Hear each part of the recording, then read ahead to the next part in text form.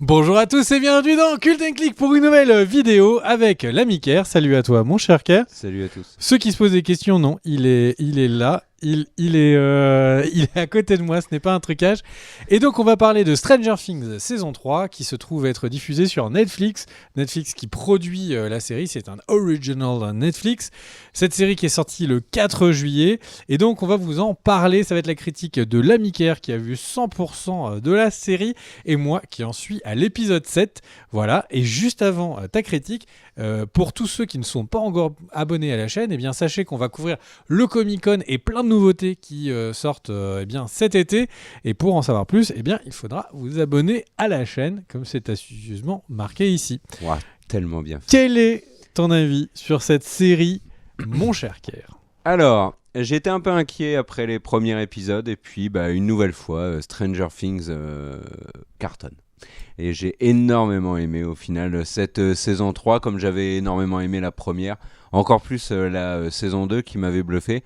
Et là, au final, je suis également séduit. Alors pourquoi au final, j'ai envie de dire, alors je vais faire un peu par épisode. Pour moi, il y a 3 grandes parties dans cette saison. Il y a d'abord le pilote, qui est donc on retrouve le casting, les différents personnages. On est ravis de les retrouver. On est ravis d'être de nouveau plongé dans les années 80 et dans l'univers de Hawkins et donc de toute la série Stranger Things. Le premier épisode de cette saison 3 fonctionne bien. Et puis ensuite, j'ai eu un passage à vide assez long avec les épisodes 2, 3, 4, 5 qui m'ont, il faut bien le dire, assez ennuyé. Parce que j'étais pas du tout dans l'intrigue, j'ai eu du mal à accrocher à toute cette intrigue avec Billy, avec les personnes possédées, etc. etc. Alors il n'y aura pas de spoil dans cette vidéo, puisque comme tu n'as pas terminé, je vais pas parler du final comme un gros enfoiré, tu t'en doutes. Ce serait pas la première fois. Donc j'étais assez inquiet, figure-toi, à la fin. Oui, mais j'ai jamais fait exprès. C'est comme Kate Mara, t'as pas fait exprès, j'ai pas fait exprès avec Viking, ce sont des accidents, ça arrive. Hein. On porte des couches très souvent et parfois on oublie de les mettre et il y a des accidents. Alors, à la fin de l'épisode 5, j'étais quand même assez embêté parce que je me disais, mais c'est pas, j'ai du mal à reconnaître le Stranger Things que j'apprécie. Alors, outre le fait qu'il y ait une intrigue qui a eu un peu de temps, je trouve, à démarrer, j'avais aussi un problème avec les personnages. Par exemple, l'arrivée de Dustin, je l'ai trouvé un petit peu loupé et il y a un truc qui est... Enfin, ils y sont pour rien, les pauvres, ni Netflix, ni le casting, mais les gamins ont grandi. Et du coup, ça n'a pas le même charme, j'ai trouvé la série qu'au début, quand ils étaient des enfants. Là, ce sont des ados, il y a la puberté, il y a de nouveaux enjeux, il y a de nouvelles problématiques. Et forcément, on met un petit peu de temps à rentrer dedans. Et puis à partir de l'épisode 6, donc 6, le 7 qui est pour moi le meilleur de la série, et le 8 qui est très réussi, ça a été un régal. Vraiment, j'ai dévoré ces 3 épisodes, j'ai pris un pied démentiel parce que l'intrigue vraiment cette fois elle décolle et se débarrasse de certains éléments encombrants. Et puis il y a les personnages qui sont vraiment, qui redeviennent excellents. Mention spéciale au quatuor Robin, Steve, Dustin et Erika. Alors Erika, moi j'adore ce personnage et on voit bien que Stranger Things c'est les enfants parce qu'au final ils ont du mal, je trouve, dans cette saison à travailler les personnages ados comme Mike, comme Will ou par exemple même Eleven. Alors ils le font, hein, bien évidemment, ils le font plutôt bien, mais on le sent qu'ils ont un peu plus de mal. Mais alors dès qu'ils mettent Erika en scène, mais ce personnage est fantastique. Steve, qui était vraiment la tête à claque de la saison 1, qui était devenu un personnage très étonnant dans la saison 2, et encore meilleur dans la saison 3, avec une mention spéciale pour le duo qu'il forme avec Robin, et surtout l'épisode 7 où vraiment je trouve qu'il le porte sur les épaules. Voilà, et puis même les autres au final ça fonctionne bien. Hooper, bien évidemment, alors j'ai oublié le nom de la mère Myers, c'est quoi son prénom, la mère Myers? Je l'appelle toujours la mère Myers, alors, interprétée par Winona Ryder. Enfin vraiment, j'ai terminé la saison en me disant c'était vraiment excellent. Et arrivent donc quelques points noirs, parce qu'il faut bien terminer quand même avec des points noirs, des cartons jaunes pour Netflix. Le premier carton jaune pour moi, c'est beaucoup trop court. Quand tu nous colles 16 épisodes d'1 heure sur une saison de Luke Cage où tu t'ennuies à mourir, Bah, tu fais un peu plus que 8 épisodes pour Stranger Things que tu bouffes en une journée. Donc là, ça m'a embêté. Je pense que 16 c'était trop, mais au moins une dizaine aurait été fort bien. Là, tu vois, comme je te dis, je me suis ennuyé les 5 premiers, puis j'ai eu 3 épisodes de gros kiff et après c'était terminé. Donc ça m'a un peu embêté. Et puis l'autre vrai problème, bien évidemment, c'est le format choisi par Netflix de balancer toute la purée d'un coup. Donc le fameux binge watching qui m'emmerde profondément. On n'a pas le temps de se poser, on n'a pas le temps de réfléchir à ce qu'on vient de voir, on n'a pas le temps de théoriser, on n'a pas le temps de revenir, de discuter avec les uns et les autres, juste de prendre un petit peu de recul. Non, on enchaîne, et au final, au bout d'un week-end, tu vois, c'est terminé. Et ça va tellement vite sur Stranger Things qu'il y a eu une montée de hype jusqu'à la sortie de la série. C'est sorti le 4. Le lendemain, mec, il y avait des articles sur internet, c'était en mode t'as pas eu le temps de terminer, oh, bah, désolé, on te raconte la fin dans le titre avec les petites images. Enfin, il n'y a plus de retenue et vraiment, je pense que Stranger Things aurait énormément gagné, que ce soit en termes de popularité, pour créer un public de fidèles. Et de personnes passionnées qui auraient pu théoriser, qui auraient pu revenir sur ce qu'ils viennent de voir. Si on avait eu un épisode par semaine. Mais ça, c'est quelque chose qu'on dit sur la chaîne depuis très longtemps. Et moi, je suis un farouche opposant au format on balance toute la saison d'un coup.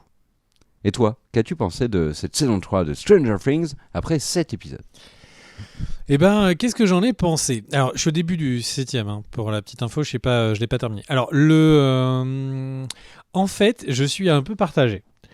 Je kiffe regarder cette série, et donc, globalement, mon avis est plutôt positif. Je suis très content de retrouver toute la bande à Mike. Je suis très content de retrouver vraiment tout le monde, Elf, Nancy. Enfin, vraiment, c'est un plaisir que de les retrouver. C'est juste qu'en fait, cette série, elle fait... elle a un petit côté... Il y a une recette de cuisine. Et c'est quelqu'un qui te fait la recette, mais sans amour. Il y a un truc où on a vraiment la sensation que tout roule, mais que ça n'a pas été fait avec vraiment le soin du détail. Et parfois, ça peut gêner. C'est-à-dire qu'en fait, on a quelque chose qui est vraiment presque automatisé, robotisé pour être dans notre entertainment. Qu'est-ce que j'entends par là ? J'entends par là qu'en fait, c'est une série. Son histoire et chaque élément qu'on voit, quand on voit certains enfants arriver dans une base, je vais essayer de parler sans spoil, en fait, quand ils sont à cet endroit-là, d'un seul coup, on kiffe, il y a des enjeux, tu vois, est-ce que oui ou non, ces enfants sont en danger ou pas en danger, etc. Et donc l'épisode, en soi, est divertissant à regarder. Par contre, pourquoi il y a cette base, comment est-ce qu'ils y sont arrivés, il n'y a rien qui a du sens. En fait, il y a une succession d'incohérences. Il y en a peut-être 3 ou 4 par épisode, où tu te dis, mais en fait, là, ce qui m'est proposé, c'est improbable. Tel personnage ne peut pas faire ça. Pourquoi est-ce qu'il appelle pas la police ? Il y a un personnage qui se retrouve nez à nez avec... Alors, Stranger Things, je vais rien vous spoiler en vous disant qu'il va y avoir des monstres. Et en fait, tu as des personnages qui se retrouvent face à des monstres, mais... personne n'appelle les flics.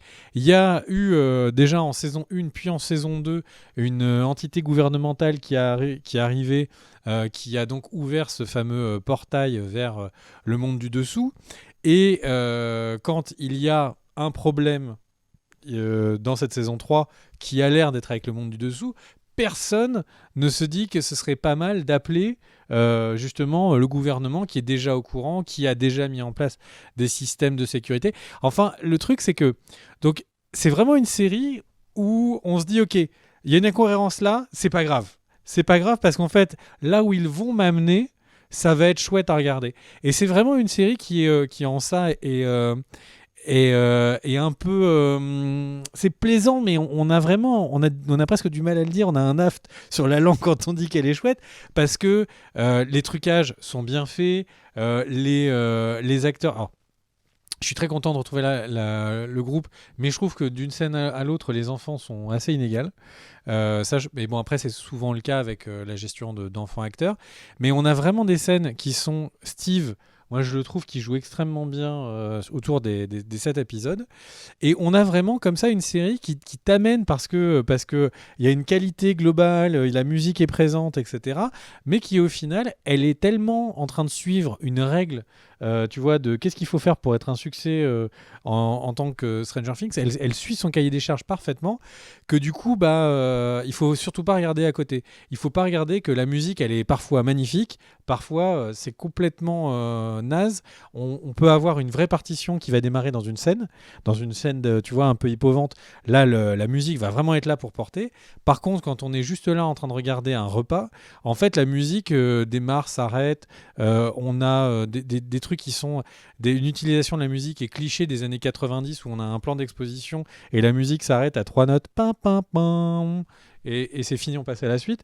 On a une série qui parfois, justement, comme elle suit ce cahier des charges à la lettre, parfois est en train de faire quelque chose qui est une scène extrêmement avec beaucoup de tension, où on a peur pour les personnages, il y a un rebondissement, etc. À des scènes où en fait on se dit ok, à force de travailler sur la nostalgie des années 80, et ben là ils font une scène un peu nanar 80, et le fait qu'on n'est pas dans une série qui nous rappelle les années 80 où c'était un peu cheap, mais par contre fait du cheap, il y a des fois tu vois, elle passe la barre. Je pense notamment à un certain Général. Et donc en fait, on a vraiment une série qui est extrêmement plaisant et j'ai du mal à bouder le plaisir que de la regarder. Mais par contre, quand on est, il faut vraiment se dire ok, les incohérences, j'oublie. Les personnages que j'aime bien sont là. L'histoire, le cœur de l'histoire qui me plaisait dans les saisons précédentes est présent. Mais c'est énervant de se dire qu'il faut mettre sa raison un peu de côté pour pouvoir la kiffer. Voilà. Mais à part ça, plein de bonnes choses, plein de bons messages. Il y a vraiment tout le côté sur le sexisme des années 80 et sans que ils en fassent 4 épisodes et bien vu. Il y a vraiment plein de choses assez intéressantes autour du développement des personnages. Elf et Steven sont vraiment les deux plus développés, les mieux développés, je pense. Mike aussi un petit peu. Bref, c'est un vrai plaisir. Après, Dustin. Hein Dustin, quoi. Dustin qui est sympa, ouais, qui est sympa. Et Robin. Robin qui est l'ajout de une belle surprise, mais je parlais des meilleurs développements. Ah oui, mais justement, Robin, je trouve très très réussi. Mais bon, Robin qui apprend à parler une langue en 2 épisodes, tu vois. Ouais. Non, mais enfin bon, ouais, c'est ça. Alors, c'est sur la petite anecdote, l'actrice, c'est la fille de Ethan Hawke et de Uma Thurman. Voilà. Et là, vous vous dites, la série est vraiment différente maintenant. Et donc, on n'a pas dit Hopper, mais David Harbour est excellent dans la saison. Bah en fait, David Harbour est vraiment bien en tant qu'acteur, mais par contre, son personnage est hyper en dents de scie. Je l'ai trouvé relou au début. Pourquoi il contacte pas le commissariat ? C'est lui le chef de la police. Bah ouais. Bah il a peut-être pas confiance en ses collègues. Enfin bref, il y a une succession d'incohérences comme ça qui est un peu voilà blasante, mais ça n'enlève rien au fun de la série. Après, on parlait de références. La série fait des références qui sont parfois très chouettes, parfois un petit peu compliquées. Alors, les références assez chouettes, bon, forcément, c'est Donjons et Dragons, avec donc les flageoleurs mentaux. Ouais, et chose qui me vient à l'esprit. Tout de suite. La référence pour moi de la saison, c'est Retour vers le futur. À quel moment ? Bah, il le voit au cinéma. Et toutes les scènes où il le voit au cinéma, c'est génial parce que il y a une scène où tu vois donc le film à l'écran et où tu dis ah, c'était vraiment les effets spéciaux, tu vois, c'est de Retour vers le futur, ça date. Tu vois, c'est le premier truc que tu te dis. C'est après dans le film ou je l'ai pas vu ? Ouais, mais c'est un détail ça. Et tu te dis ah, mais Retour vers le futur, ça a quand même sacrément mal vieilli. Et ils ont eu l'intelligence de montrer le public qui voit le film et qui prend une claque démentielle et qui est en train d'acclamer le film en se disant mais c'est dingue. Et moi j'ai trouvé le clin d'œil au Retour vers le futur extrêmement réussi. Bah, c'est après l'épisode 7. Ouais, peut-être, c'est dans l'épisode 7 je pense. Ok. Et ouais, donc en gros, bon, les Donjons et Dragons, les flageoleurs mentaux. Et en fait, le truc, c'est qu'à un moment, donc, on le sait dans les saisons 2, les enfants l'appellent flageoleurs mentaux parce qu'il y a une ressemblance un peu physique. Mais au final, l'histoire des flageoleurs mentaux dans Donjons et Dragons, C'est exactement l'histoire des flagellants mentaux dans la série. C'est-à-dire qu'ils viennent d'une autre dimension, ils sont là pour prendre le contrôle de personnes, ils ont des pouvoirs qui sont que prise de contrôle mental. Et en fait, la série, parfois, il y a ce côté assez marrant, assez permissif, où en gros, elle fait référence à quelque chose jusqu'au point où, à force de se pencher sur le miroir, elle devient elle-même la chose. Le monstre était censé ressembler à un monstre de Donjons et Dragons, et ben en fait, hop, et ben il le devient. Et c'est le personnage de Donjons et Dragons. Et il y a un truc à côté de ça, c'est Elfenlied. Si vous n'êtes pas majeur, ne regardez pas cette série, qui est une série d'animation de 2002, je crois. Et donc, je te raconte le pitch. C'est une enfant qui est gardée par une cellule du gouvernement qui a des pouvoirs télékinésiques. Alors c'est 1000 fois plus gore, c'est-à-dire que pour s'échapper, elle fait exploser la tête de tout le monde dans les studios, et elle est récupérée par un autre adolescent qui la cache. Alors c'est au Japon, donc il n'a pas vraiment de cave, mais qui la cache à côté de sa chambre pour du coup qu'elle puisse échapper à ce service. Aucun lien avec Stranger Things. Et donc aucun lien avec Stranger Things. En plus, la série, comme c'est Elfenlied, elle s'écrit en rouge. C'est quasiment le rouge de Stranger Things. Et bref, et en fait, il y a des moments. Alors le truc, c'est que alors la série est très violente, et en plus, Elf, donc qui est le personnage de Elfenlied et pas de Stranger Things, est un personnage qui en plus est un vrai elfe et ne sait pas ce que c'est que la nudité et tout, donc ils en profitent pour en faire 1000 fois des plans nus. Et le truc, c'est que donc vous savez, ce truc un petit peu gênant du Japon où ils n'ont pas de problème à regarder des lolitas de mineurs, ce qui est toujours un petit peu gênant en tant qu'occidental. Et là, du coup, le fait que maintenant Eleven soit vraiment devenu elfe et qu'il y ait des références encore plus marquées à la série, alors que la série elle était très gênante sur la sexualisation d'une mineure, c'est le moment en fait où je me dis bah, c'est bon, on a compris. Merci pour le clin d'œil, mais on va laisser la pédophilie sur la gauche, s'il vous plaît. On va le laisser par là.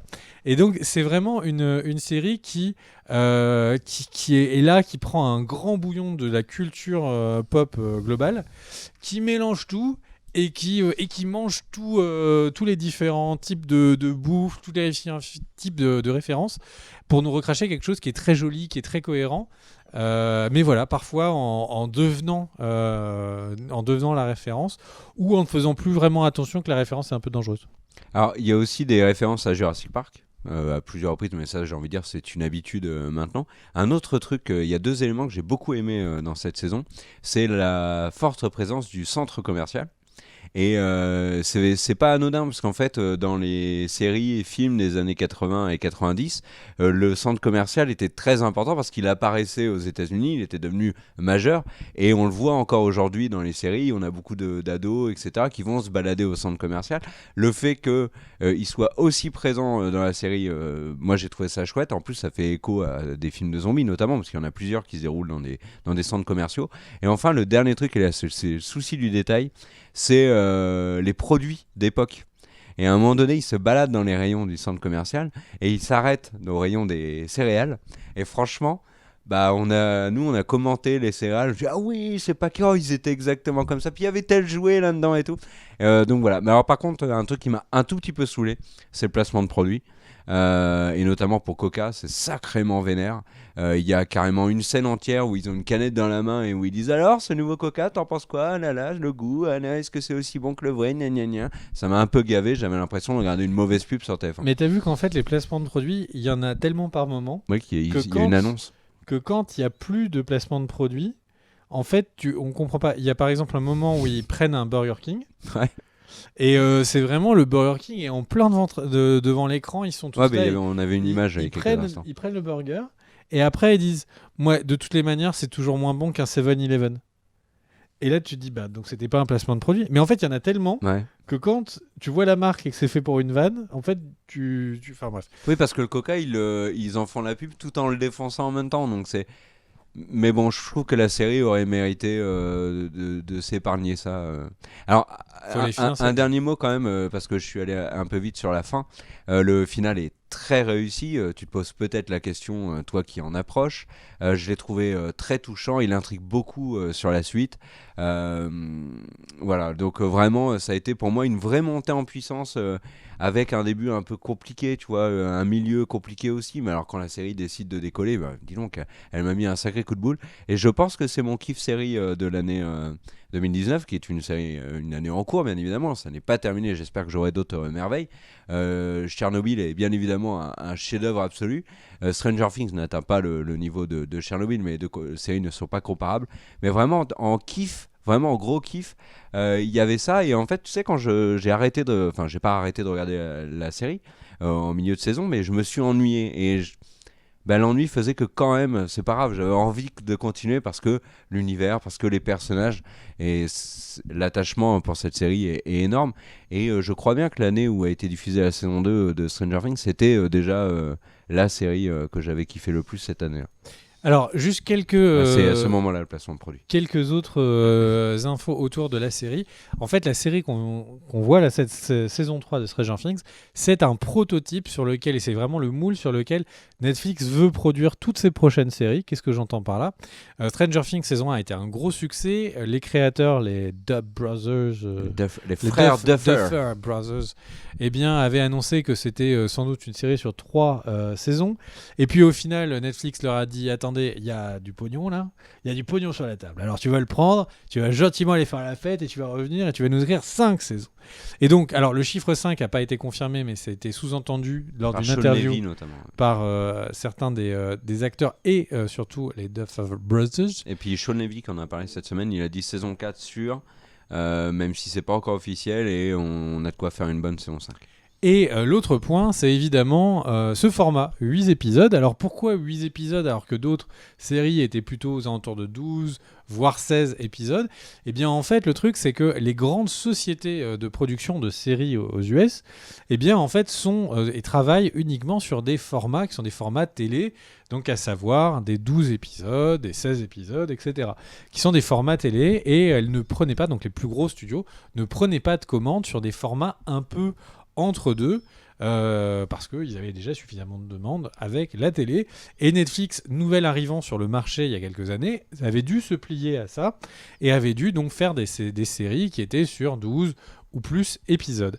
Et en fait, Netflix, parce que Netflix a pris du poids, et puis parce que les sites de streaming ont pris du poids et donc ne sont plus obligés de faire un nombre d'épisodes extrêmement normé, et bien du coup, la patronne de Netflix avait annoncé, la responsable du contenu de Netflix avait annoncé que les séries originales Netflix ne seraient plus étirées et que le nombre d'épisodes correspondrait au nombre d'épisodes que les scénaristes veulent, et pas à ne répondrait pas juste à des besoins, tu vois, de contrats entre Netflix et ses fournisseurs. Et du coup, bah voilà, on le voit, 8 épisodes pour Stranger Things saison 3. C'est une vraie volonté de Netflix. Et donc là, à partir de maintenant, ça y est, les futures séries qu'on va voir n'auront plus de nombre d'épisodes fixes. Ça va être ouvert, et ça, c'est grâce au succès de Netflix et des commandes énormes maintenant en nombre de séries qui donc permettent que Netflix fasse ce qu'il a envie. Alors, je réagis à ce que tu dis parce que c'est vachement intéressant. En fait, pour Netflix, il n'y a aucun intérêt à avoir 16, 13, 12 épisodes comme on a pu le voir par exemple sur les séries. Je me permets parce que pour pas que tu partes que je t'induise en erreur, il y a une autre raison qui me paraissait évidente et je l'ai pas précisé, c'est qu'en fait il faut bien voir que Netflix n'était pas diffusé à l'origine, pendant que Siri veut me dire coucou, n'était pas à l'origine diffusé dans tous les pays et parfois revendait la diffusion. Par exemple, Canal+ avait les diffusions de House of Cards parce que Netflix n'était pas intégré en France. Et du coup, pour pouvoir revendre les séries, la même règle des chaînes de télé, il devait y avoir un nombre fixe d'épisodes pour que ça puisse entrer dans les grilles. Ce qui n'est plus le cas maintenant que Netflix se vend à son abonnement quasiment internationalement. Alors, moi, ce que je voulais dire, c'est qu'aujourd'hui, Netflix n'a décidément, Siri nous embête souvent sur les vidéos. Donc, le Netflix n'est plus obligé d'avoir des saisons trop longues, puisque de toute façon, le buzz a lieu avant que la série arrive, et il est extrêmement court au moment de la sortie. Stranger Things, le buzz, ça a été quasiment une journée, peut-être 2, c'est tout. Et après, bah voilà, c'était Et déjà, après, la c'était NBA passé. a explosé. Et alors, l'autre truc, c'est que si les saisons sont plus courtes, vu que le buzz sur ce genre de série est très court, et ben si la saison est courte, tu peux avoir donc le buzz de Stranger Things vient d'arriver et tout le monde en parle sur la toile, mais aussi, imagine la fin est complètement dingue, fait réagir tout le monde, bah tu peux aussi en parler pendant le buzz, puisque tu as eu que 8 épisodes à mater. Donc ils raccourcissent tout, et je pense qu'en termes de communication, c'est intéressant. Après, en termes de contenu, j'ai quand même un doute. Pour moi, 8 épisodes sur cette saison, c'est dommage. Ça en méritait au moins 2 de plus. Je suis juste content que la règle, ou en tout cas la règle dite, peut-être qu'elle n'est pas vraie, mais la règle dite, c'est bah en fait on fait le nombre d'épisodes que nos scénaristes veulent et on n'étire pas l'histoire. Ça franchement, c'est une bonne base Tu sais déjà. qu'il y a une série qui a fait ça il y a pas très longtemps, d'écouter Iron Fist. ses créateurs et scénaristes, et ça s'est pas très très bien. Ils l'ont trop, ça ils s'est ont pas trop très, résumé. très bien passé. Et peut-être que si la personne qui avait sorti le chéquier avait été un peu plus ferme, on aurait eu peut-être autre chose. Bien évidemment, pour ceux qui n'ont pas compris, je parlais de Game of Thrones. En tout cas, voilà, notre avis pour Stranger Things et un petit peu sur les nouveautés Netflix. On te remercie, mon cher Kerr, d'être venu aujourd'hui. Et également de... bah oui, parce que c'est 2 heures de route pour venir sur le plateau. 2h30 là, avec les bouchons et le soleil. Et également l'ami Sylvain, l'ami Oupi sur la Réa. Merci à tous les deux. Merci à vous. Et eh bien, on se retrouve après demain ou dans quelques jours pour une prochaine vidéo. Des bisous à tous. Ciao, ciao. Ciao.